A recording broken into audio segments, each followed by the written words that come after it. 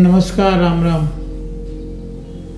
पूर्व की वीडियो में मैंने छठी कहानी के माध्यम से आपको स्वर्ग की कहानी सुनाई थी, जिसमें एक व्यक्ति मरकर स्वर्ग जाता है। उस कहानी को संक्षिप्त में बताने का पुनः प्रयास करता हूँ। अगर आपको वो कहानी विस्तार से सुननी है तो मेरी 6 स्टोरी नाम से वीडियो है, उसको सुनें। कहानी ये है कि एक व्यक्ति मर जाता है और वह स्वर्ग पहुंचता है। स्वर्ग में जाकर उसको पता लगता है कि उसका जो समय है वो बहुत ही अल्प है। सिर्फ 1 वर्ष के लिए उसको स्वर्ग प्राप्त हुआ है।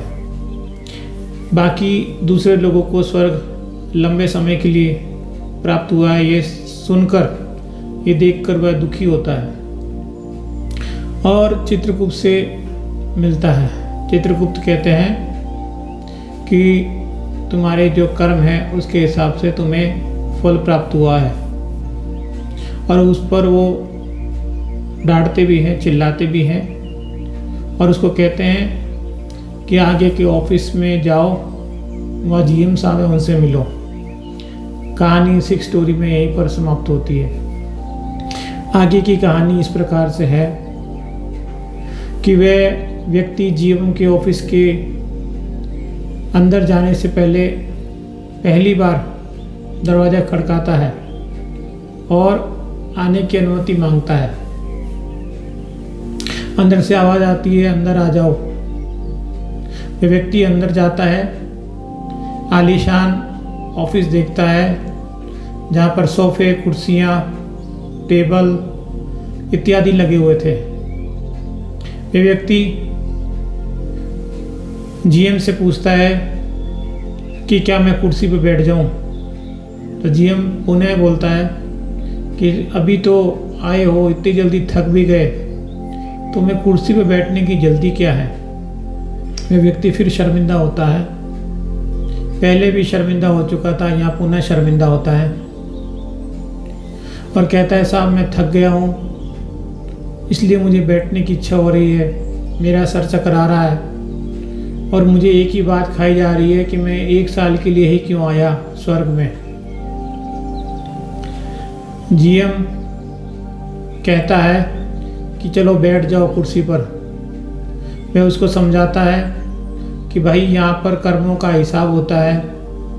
जैसा जिसके कर्म है, जैसा जिसका पीरियड है, वैसे ही उसको यहाँ पर अवसर मिलता है आने का।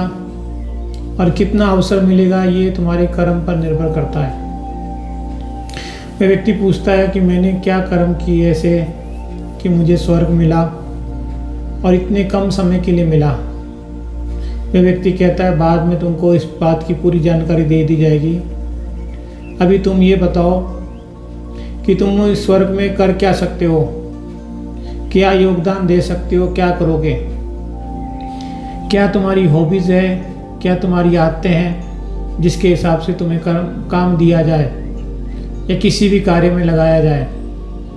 तो व्यक्ति कहता है कि मुझे सेवा करने का बहुत शौक़ है, मैं समाज सेवा करना पसंद करता हूँ। तो जीएम फिर इस पर नाराज़ हो जाता है कि ये पाखंडी वाली बातें यहाँ करने की आवश्यकता नहीं है, यहाँ पाखंड फैलाने की ज़रूरत नहीं है।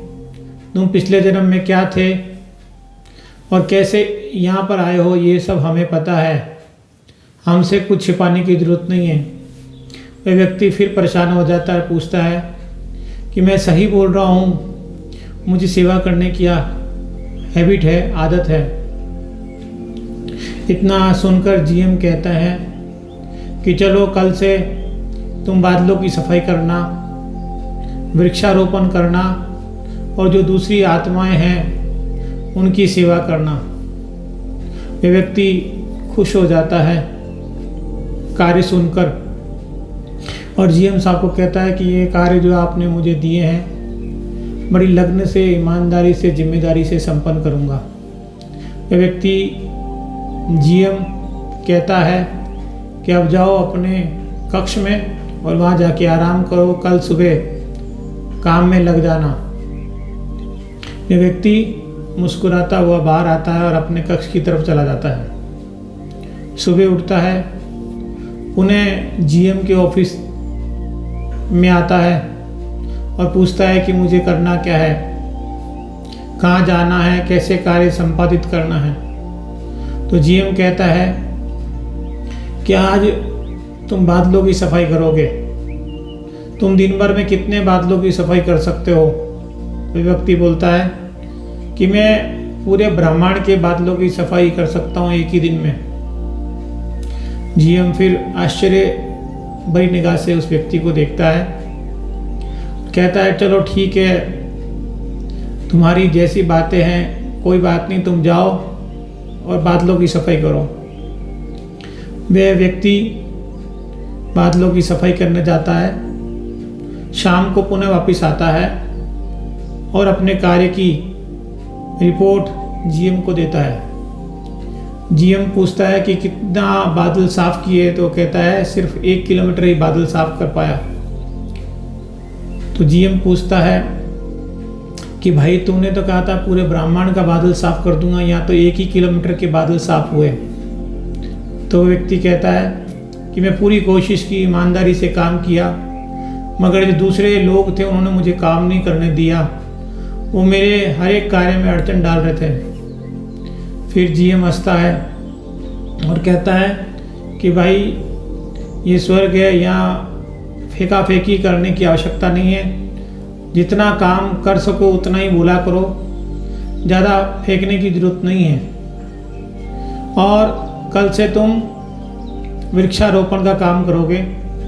और हाँ, ये ध्यान रखना कि स्वर्ग की एक मर्यादा है, गरिमा है, स्वर्ग का एक स्थान है, यहाँ अप्सराएं भी रहती हैं, परियां भी रहती है, हूरें भी रहती हैं। किसी को गलत निगाह से मत देखना, नहीं तो जल्दी से जल्दी तुमको यहाँ से रवाना कर दिया जाएगा। इतनी चेतावनी देने के बाद उसको वहाँ से रवाना कर दिया जाता है। वह व्यक्ति चुपचाप जाकर अपने कक्ष में चला जाता है। सुबह पुनः उसको वृक्षारोपण का काम दिया जाता है, जिसमें मात्र वो एक दिन में 2-3 वृक्ष ही लगा पाता है। और शाम को आकर वही बहाना बनाता है कि मैं वृक्षारोपण करना चाहता था, मगर मेरे मित्र ने मुझे काम करने में बाधा डाली, मुझे रुकावट डाली और मैं ज़्यादा वृक्ष नहीं लगा सका। इतनी बात कहने के बाद जीएम कहता है कि आज मैं तुमको एक खास बात बताने जा रहा हूँ। वह व्यक्ति बोलता है बताओ। वो कहता है कि पता है तू पिछले जन्म में क्या था और इस जन्म में तेरे को 1 वर्ष या स्वर्ग में 1 वर्ष का समय क्यों मिला है।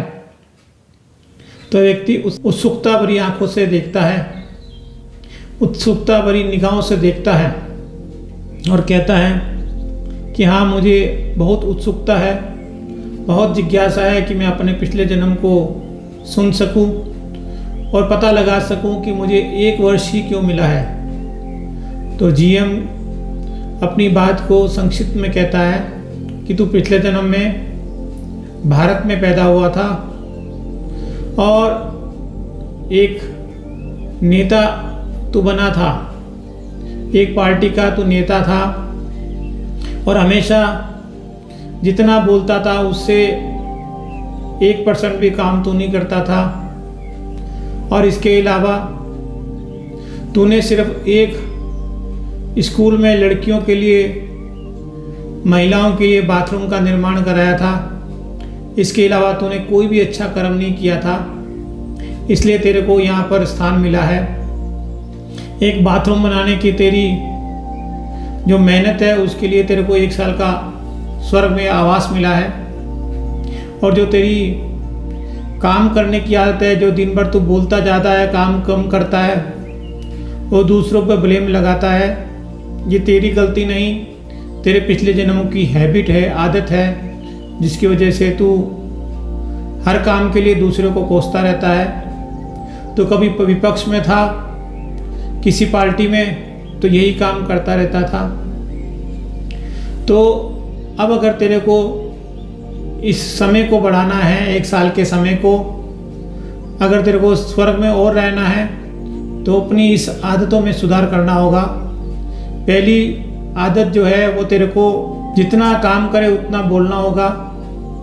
ज़्यादा शेखी मारने की, ज़्यादा फेक मारने की आवश्यकता नहीं है। दूसरा, तेरे को काम जिम्मेदारी और ईमानदारी से करना होगा। किसी दूसरे व्यक्ति पर ब्लेम, आरोप लगाने की आवश्यकता नहीं है। ये काम पृथ्वी पर तो चलते हैं, विशेष रूप से भारत पर, मगर यहाँ ये काम नहीं चलते हैं। तो कहानी यही समाप्त हो जाती है और कहानी का सार यही है कि व्यक्ति अगर कर्म अच्छे करेगा तो उसे स्वर्ग प्राप्त होता है, और स्वर्ग भी लंबे समय तक तभी प्राप्त होता है जब कर्म लंबे समय तक अच्छे की हो। एक आधा कर्म अच्छे करने से हम सोचें कि हमें ज़िंदगी भर स्वर्ग अच्छा मिले, तो ऐसा नहीं है। आपने मेरी कहानी को ध्यान से सुना, धन्यवाद।